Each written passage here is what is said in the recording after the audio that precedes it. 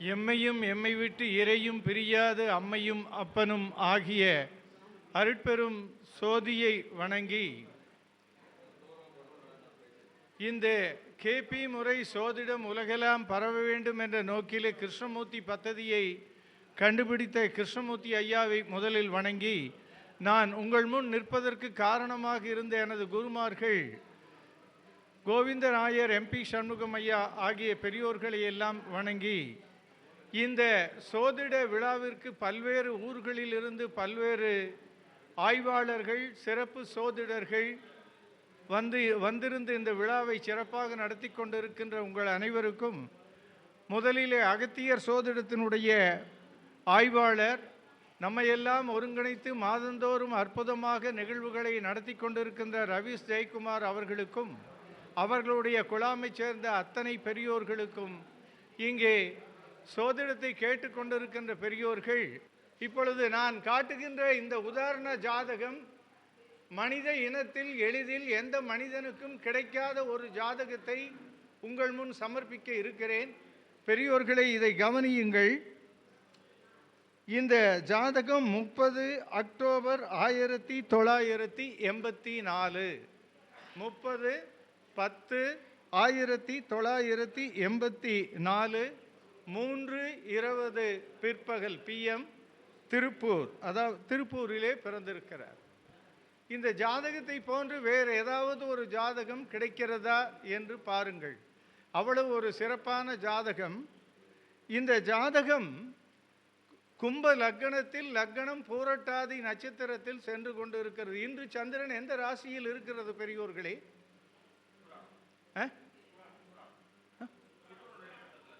சுக்கிரனுடைய என்று நட்சத்திரம் பூராடம். குருவனுடைய ராசியில் சுக்கிரனுடைய நட்சத்திரத்தில் வான மண்டலத்தில் தர்மத்தினுடைய இடத்திலே இருந்து கொண்டு தன்னுடைய ராசி அதிபதி தன்னை பார்க்கின்ற 7ஆம் இடத்தில் இருந்து கொண்டு சூரியனோடு இணைவு பெற்று குருவும் சந்திரனும் குருச்சந்திர யோகத்தையும் சந்திரனும் சூரியனும் 180 டிகிரியில் இருந்து முழு நிறைவு பெற்ற பூரண கிரகங்களை பூமியில் வீழ்ந்து கொண்டிருக்கின்ற அற்புதமான நாள். குருவோடு சூரியன், சந்திரனை பார்க்கின்ற சூரியன், சந்திரன் குரு வீட்டில், குரு தன்னுடைய வீட்டில் பார்க்கிறது. இதைவிட ஜோதிடத்தில் என்ன வேண்டும்? இன்று அற்புதமான கோச்சார நிலையை சந்திரன் செய்கிறது. இப்பொழுது நம்முடைய கையில் இருக்கின்ற கும்ப லக்னத்திற்குரிய இந்த லக்னம் குருவனுடைய பூரட்டாதி நட்சத்திரத்தில் சென்று கொண்டிருக்கிறது. முடிந்துவிட்டது. லக்ன புள்ளியை எடுத்துக்கொண்டால் குரு நிற்கின்ற இந்த லக்ன புள்ளியானது 28/54/47 என்று சூரியனுடைய உபநட்சத்திரத்தில் இருக்கிறது. ஆக சனி, குரு, சூரியன் என்று நமக்கு அந்த மனிதன் பிறந்த கோள்களினுடைய நிலையை காட்டுகிறது.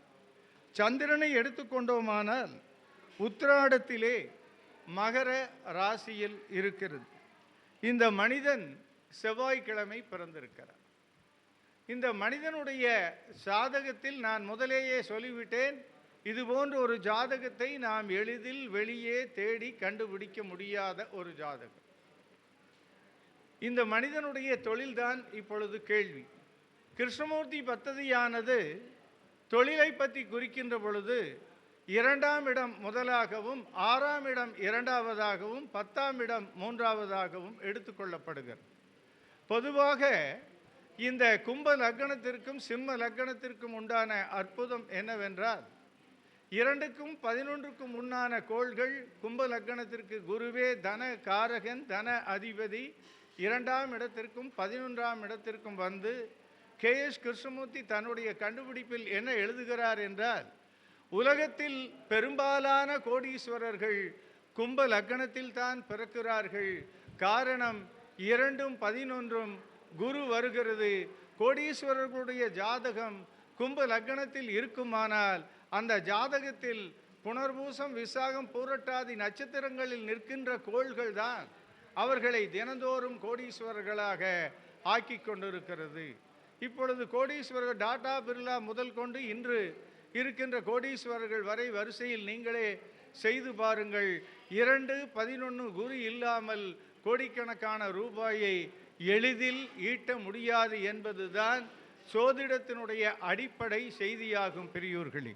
அப்படிப்பட்ட இந்த மனிதனுக்கு 2வது உபநட்சத்திரம் மேச ராசியில் இருந்து கொண்டு, அதாவது 3, 25, 13 என்று 2வது உபநட்சத்திரமும் சூரியனில் இருக்கிறது. கும்பத்திற்கு சூரியன் 7க்குரியவன். அந்த சூரியன் துலாம் ராசியில் 9வது ராசியில் இருக்கின்றது. ஆனால் கேபியினுடைய பாவக கட்டத்தில், அம்மா இங்கே பாருங்க, அம்மா இங்கே பாருங்க, கேபியினுடைய பாவக கட்டத்திலே இந்த சூரியன் துலாம் ராசியில் நேசம் பெற்று 8ஆம் இடத்தில் இருக்கிறான். முதல் செய்தி. வருமானத்திற்குரியவன் 7க்குரியவனாக இருந்து 8இல் இருந்து கொண்டு, இந்த சூரியன் சுவாதியினுடைய ராகுவனுடைய உபநட்சத்திரத்தில் இருக்கிறான். ஆகவே மிகப்பெரிய வருமானத்தை 8ஆம் இடத்திற்கு உரியதால் பெற வேண்டும். 8ஆம் இடத்தினுடைய வருமானத்தை கிருஷ்ணமூர்த்தி பத்ததி சொல்லுவதைப் போல இந்த உலகத்தில் வேறு எந்த சோதிடத்திலும் நாம் பார்க்க முடியாது. 8ஆம் இடம் என்பது அன்ஏர்ன்டு இன்கம் என்று ஒரு வார்த்தையை சொல்கிறார். அன்ஏர்ன்டு இன்கம் என்றால் விளக்கம் சம்பாதிக்காமல் வருகின்ற பணம். உதாரணத்திற்கு மனைவி மூலம் வருகின்ற சீதனம், சொத்து, நகை, பணம், இதெல்லாம் அன்ஏர்ன்டு இன்கம் என்று சொல்லுகிறார். இதுபோன்று லாட்ரி, இந்த ரியல் எஸ்டேட்டு, இந்த இன்னும் இருக்கின்ற ஷேர் மார்க்கெட் போன்ற துறைகளில் எல்லாம் இவருடைய பத்திரங்கள் எதெல்லாம் இன்வெஸ்ட் பண்ணி இருக்கிறாரோ அதிலிருந்து மாதம் மாதம் கிடைக்கிறதே தொகை, அதெல்லாம் அன்ஏர்ன்டு இன்கம் கணக்கில் சேர்த்து கொள்கிறார். ஆக அன்ஏர்ன்டு இன்கம் உரிய இடத்தில் இந்த சூரியன் நின்று கொண்டு மிகப்பெரிய வருமானத்தை தருகின்ற ராகுவனுடைய நட்சத்திரத்தில் செல்கிறது. இப்பொழுது நாம் கவனிக்க வேண்டிய விஷயம், இப்பொழுது குரு 2ஆம் இடத்தையும் 11ஆம் இடத்தையும் தொடர்பு கொள்ளும் பொழுது ஒரு மனிதன் பெரிய வருமானத்தை பெறுகிறான் என்று சொன்னதை தாண்டி 2, 6, 11 ஆகிய பாவகங்களில் ராகு நிற்குமானால், அந்த ராகுவனுடைய திருவாதிரை, சதயம், சுவாதி நட்சத்திரங்களிலே கோள்கள் செல்லுமானால் அந்த மனிதன் பல கோடி ரூபாயை இருந்த இடத்தில் இருந்து கொண்டு வெறும் தொலைபேசியை வைத்து கொண்டு சம்பாதிக்கிறான் என்ற செய்தியையும் KS கிருஷ்ணமூர்த்தி சொல்லுகிறார். நாம் பிரம்மாண்டம் என்று ராகுக்கு பயன்படுத்தியதை அவர் பல மடங்கு பல கோடிகளை சம்பாதிக்கிறார். அப்படிப்பட்ட ராகு இந்த மனிதனுக்கு சொத்துக்கள் சுகங்களுக்கு காரணமான ரிஷப ராசியில், இந்த மனிதனுடைய 4வது ராசியில் 3வது பாவகத்தில் இருக்கிறது. சூரியன் ராகுவனுடைய சாரத்தில் செல்கிறது. ராகு இன்னொரு சுக்கிரனுடைய வீட்டிலே 3இல் இருக்கிறார். இதை நாம் மனதில் வைத்துக் கொள்வோம். இப்பொழுது 6ஆம் இடத்திற்கு செல்வோம். அங்கு 6வது உபநட்சத்திரமே ராகுவாக வருகிறது. அதாவது கடகத்திலே 29, 39, 45 என்ற நிலை வருகிறது. அது மட 6வது உபநட்சத்திரம் இங்கு ராகு வருகிறது. 2வது உபநட்சத்திரம் நின்ற நட்சத்திரம் ராகு, 6வது உபநட்சத்திரம் ராகு வருகிறது. ராகு 2வது உபநட்சத்திரமான சூரியனுடைய கிருத்திகை நட்சத்திரத்தில் செல்கிறது. ஆக சூரியனும் ராகுவும் இந்த மனிதனுக்கு 7க்குடையவன் ஆகி 8இல் இருந்து கொண்டு உயர் வருமானத்தை கொடுக்கிறார்கள். சுக்கிரனும் இந்த துலாமில் இருக்கின்ற சூரியனும் ரிஷபத்தில் இருக்கின்ற ராகுவும் இந்த மனிதன் திருப்பூரிலே பிறந்த காரணத்தாலே இந்த மனிதன் அந்த பனியன் தொழிலிலே தன்னுடைய வாழ்க்கையை அர்ப்பணிக்கிறார். இப்பொழுது 10வது உபநட்சத்திரத்துக்கு செல்லும் பொழுது அங்கு கேது கோள் வருகிறது. அந்த கேது கோள் விருச்சிக ராசியில் நமக்கு இந்த சுக்கிரன் 3, 8க்குண்டான சுக்கிரனோடு இணைவு. ராகு கேதுக்கு மட்டும் கிருஷ்ணமூர்த்தி பத்ததி சொல்வது என்னவென்றால், ராகுவும் கேதுவும் எந்த கோள்களோடு சேர்ந்திருக்கிறது, எந்த கோள்கள் ராகுவும் கேதுவையும் பார்க்கிறது, எந்த நட்சத்திரத்தில் இருக்கிறது, எந்த வீட்டில் இருக்கிறது, எந்த உபநட்சத்திரத்தில் இருக்கிறது என்று 5 செய்திகளை ராகுவும் கேது கொண்டு ஆய்வு செய்கின்ற பொழுது, அந்த ராகுவும் கேதுவும் நமக்கு கொண்டு வந்து இறுதியாக சேர்ப்பது, அந்த ராகுவனுடைய உபநட்சத்திரம் என்னவோ, கேதுவனுடைய உபநட்சத்திரம் என்னவோ, அது எந்த வீட்டில் இருக்கிறதோ, அதாவது எந்த பாவகத்தில் இருக்கிறதோ அதைத்தான் அது செய்கிறது. அப்படி பார்க்கின்ற பொழுது ராகு சனியினுடைய உபநட்சத்திரத்திலும் கேது சனியினுடைய உபநட்சத்திரத்திலுமாக லக்னாதிபதி 12 குடையவன் 8இல் உச்சமாகி நிற்கிறார். இதுதான் செய்தி. லக்னாதிபதி 12 குடையவன் 8இல் உச்சமாகி நிற்கின்றார். இந்த மனிதனுடைய லக்னத்திற்கு 3ஆம் பாவகத்தில் ரிஷபத்தில் ராகு சூரியனுடைய நட்சத்திரத்திலும், நம்ம சுந்தரராஜன் ஐயா சொல்கிறாரே அந்த நட்சத்திரத்துக்கு அப்புன்னு பிடிச்சிக்கணும், அதுதான் கேபி முறை. சூரியன் துலாம் ராசியில் சுவாதியிலும், சனி அதே துலாம் ராசியில் விசாகம் நட்சத்திரத்திலும், புதன் அதே துலாம் ராசியில் விசாக நட்சத்திரத்திலும், புதன் சனி சூரியன் ஆகிய 3 கோள்கள் 8ஆம் இடத்தில் இருக்கிறது. பெரியோர்களே, இதுதான் இந்த ஜாதகத்தின் மிகப்பெரிய அதிசயம்.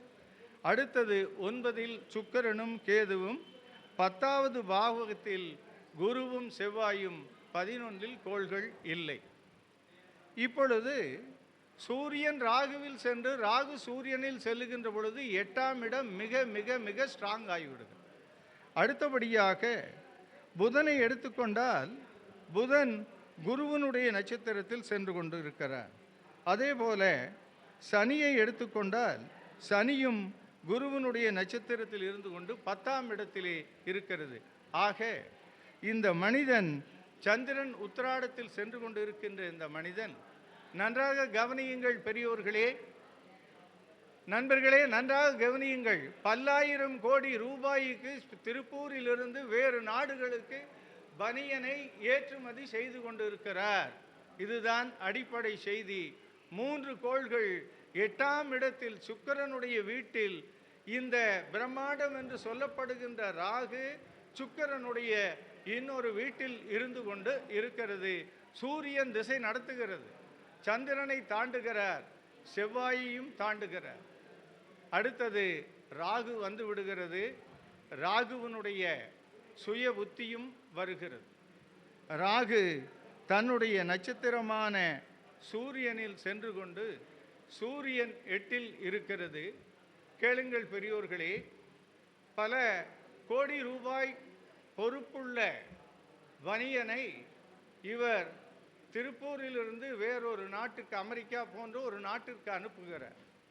இவர் என்ன சட்டதிட்டங்களோடு தன்னுடைய கட்டமைப்பை அந்த நாட்டோடு இவர் அக்ரிமெண்ட் போட்டார்களோ அது எப்படி இருக்கிறது என்ற ஆய்வை அந்த நாட்டிலே ஆய்வினை செய்கிறார்கள். இவர் திருப்பூரில் ஆள் இல்லாமல் அந்த பணியை மகாராஷ்டிராவில் கொடுத்து வாங்கி அனுப்பி விடுகிறார். இவருக்கு வரவேண்டிய தொகை பல 100 கோடிகள். அவன் அந்த சாம்பிள் அத்தனையும் செக் பண்ணி, இது எதுவுமே என்னுடைய அக்ரிமெண்ட் படி இல்லை, ஆகவே இது அத்தனையும் நான் திருப்பி அனுப்புகிறேன்னு அத்தனை கோடி சொத்தும் திருப்பூருக்கு திருப்பி வந்துடுது. இவர் 47 கோடிக்கு அனுப்புனார்னா 47 லட்சத்துக்கு கூட விற்க முடியல. இவரை சுற்றியும் கடங்காரர் நிற்கிறாரு. ஒருத்தர் ஃபேக்ட்ரி எடுத்துட்டாரு, ஒருத்தர் கார் எடுத்துட்டாரு, பல லட்சம் மதிப்புள்ள செல்ஃபோனை ஒருத்தர் எடுத்துட்டாரு, ஒருத்தர் மோட்டார் சைக்கிள் எடுத்துட்டாரு. எல்லாமே எழுதி கொடுத்தாச்சு. இவர் பேக்கெட்டில் எந்த காசும் இல்லை, தன்னுடைய வீட்டுக்கு நடந்து போகிறார். இதையே ஒரு கேபி சோதிடர் இவரிடம் இதை அப்படியே இந்த வார்த்தையை சொல்லி இருக்கிறார். ஒரு நாள் பேக்கெட்டில் காசு இல்லாமல் வீட்டுக்கு நடந்து வருவே அப்படின்னு சொன்னபோது இவர் அந்த சோதிடரை எதிர்த்திருக்கார். என்னையா நான் இத்தனை கோடி ரூபாய் வியாபாரம் பண்ணிகிட்டு இருக்கிறேன் அப்படிங்கிற போது நடந்து வந்து திருப்பி அந்த கேபி சோதிடர் ஓடி இருக்கிறாரு. அவர் ஆள் இறந்துட்டார்.